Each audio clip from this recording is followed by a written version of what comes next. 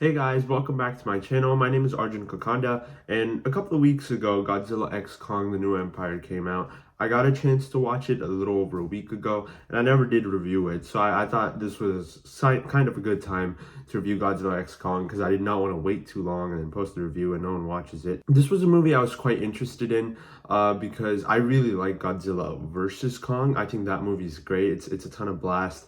It's just one of the most fun movies I remember watching the year it came out. I watched it like 4 or 5 times, and I watched it once before this movie came out, and it was honestly just as fun.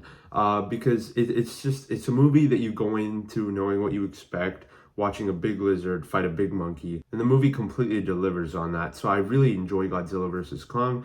So I was naturally very excited to watch this one, see if it's gonna be just as good, if not even better. So before I share my thoughts on Godzilla X Kong: A New Empire, let me know down in the comments if you guys have seen the movie. What did you think about it?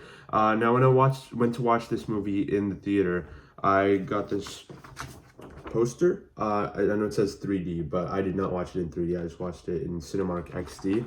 I think it's a really cool poster. But I also got a Godzilla X Kong New Empire cup, thanks to Cinemark. So no, Cinemark is not sponsoring me, but just wanted to show those off because I thought that was really cool. I'm gonna go put this up there and I'll be right back. Also, the inspiration for the outfit was from Godzilla, so he turned pink mode in this movie. So I thought this would be a cool setup for this video. But yeah, I wanted to talk about the movie, and this was a movie, like I said, I was very excited for. I think it was even in my top 5 most anticipated of the year. I know I didn't make a list this year, at least a video for it, but it was pretty easily one of the most excited I was for a movie.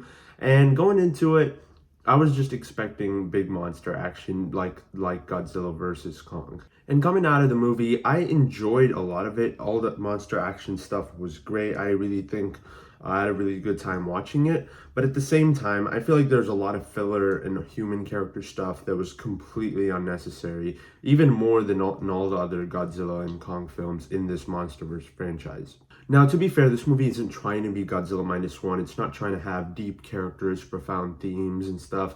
It's just trying to show you huge monster action. And the human characters just take us place to place for doing that, for the monsters to do that. But there's a whole subset of human characters. Brian Tyree Henry's character, the doctor guy, Rebecca Hall, and the little kid. They're all on their own little adventure throughout the movie that in the end it kind of combines with Kong's adventure. And it really just feels like it's unnecessary. It doesn't feel really necessary to the plot. It just feels like it's there for the human characters to have something to do. Which, what I liked about Godzilla vs. Kong is the human characters only existed, their only purpose was to take us place to place to see the big monster action. Like the ship scene where Godzilla's fighting Kong, and then the scene where they take him to Hollow Earth where there's a bunch of monsters that Kong has to fight, and then obviously leading to the final battle where Godzilla and Kong fight each other. But this movie is not like that. There's a lot more actual plot line, more of a plot line going on, and it's just as stupid as Godzilla versus Kong and a lot of these other MonsterVerse films. But the thing is, there's so much human characters. It almost feels like Godzilla King of the Monsters, where the humans are kind of taking over the story and the monster action isn't as present throughout a lot of the movie. So there's moments where I found myself really bored in the movie, which I did not expect from a movie like this. This was supposed to be fun. This was supposed to be a blast, which it was at times whenever there was the monster action going on. But other times, I was just really bored. Now, my favorite parts of this movie kind of feel like the Planet of the Apes films, where we have Kong who goes to Hollow Earth and he kind of sees other creatures like him and he's interacting with them. There's Baby Kong in the film, and then you have the villain. I think his name was the Scar King or something. Like all that stuff was really cool because you get to see the civilization under Hollow Earth, and I wish there was more of that. There wasn't as much of that as I wanted, but those scenes were some of the best parts of the film because there's no humans, there's nothing, but you understand everything that was going on. You understand how Kong was talking to these people, how he feels bad for the people that the Scar King has enslaved, basically. So I thought that was a really cool idea, a really cool way to set up our antagonist. Now, I don't think they did much with the Scar King. He didn't feel like a big threat.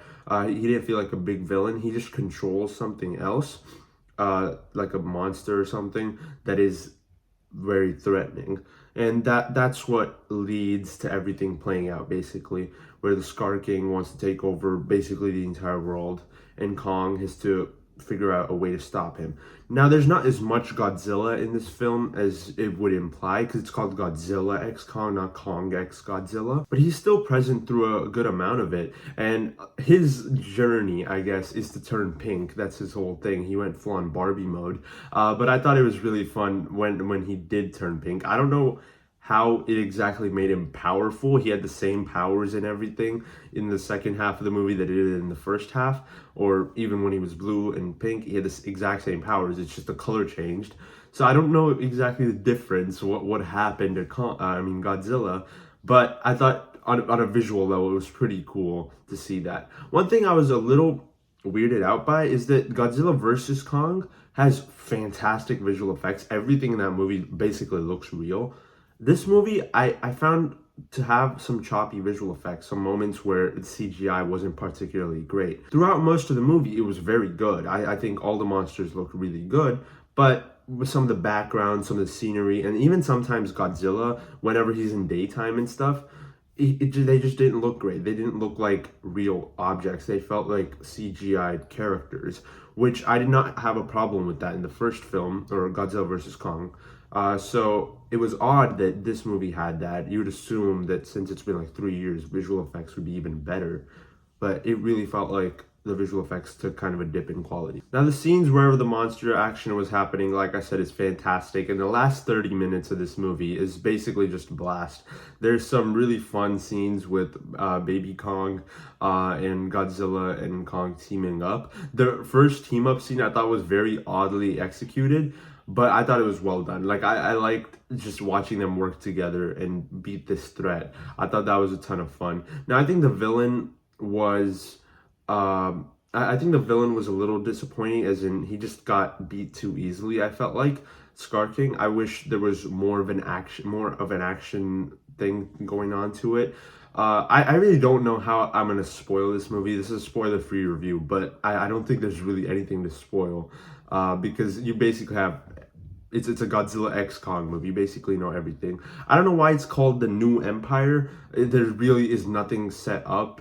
Maybe it has something to do with Kong near the end of the movie, which I won't get into for spoiler reasons. But I really don't think there's a reason why this movie was titled The New Empire. There's only one thing I could really spoil in this movie. So for a minute, I'll turn this video black. Not a minute, but for a few seconds, I'll turn this video black and white. And while it's black and white, don't watch this video if you haven't seen the movie yet, because it's going to be spoilers. So the thing I was talking about was Mothra. I was very weirded out by the fact that Mothra was in this movie, because I thought Mothra died in Godzilla King of the Monsters. I don't know if it's the same Mothra. I don't know the story behind it. Is it the same Mothra because this one's yellow and the one in Godzilla King of the Monsters was blue? Or are they just completely different beings? Maybe that one's like the scientific Mothra. This one's like the, I guess this culture, this tribe of people that they find in this movie. I guess they have a different Mothra, maybe. I really don't know what the story behind that is. I think it's interesting that there's two different Mothras, if that is the case. But if that's the same one, I don't understand how Mothra died in King of the Monsters and somehow showed up in this one. But yeah, that's it for spoilers. I really don't have many things to spoil in this movie, but I did think it was a really good time. I had a fun time watching this movie. I think on a visual level, it was really cool. I really enjoyed a lot of action sequences. I do wish there was a lot little of the human stuff, though. It's not as good as Godzilla vs. Kong for me, because that movie is just a blast all the way through. This one, I did feel like has a lot of dull moments because of the human characters and how present they actually were in this movie. For my score, I'm going to give this movie a 60%. The first one I gave like a 76, 80% to. I gave it 4 out of 5 on Letterboxd. This one's going to be a 3 because that one I had a blast all the way throughout, but I think this one had a lot of dull moments. Thank you for watching this video, guys. Let me know down in the comments, what did you think about the movie? If you've seen it, if you enjoyed my review, be sure to hit the like button and subscribe to my channel for more videos. I'll see you in the next one.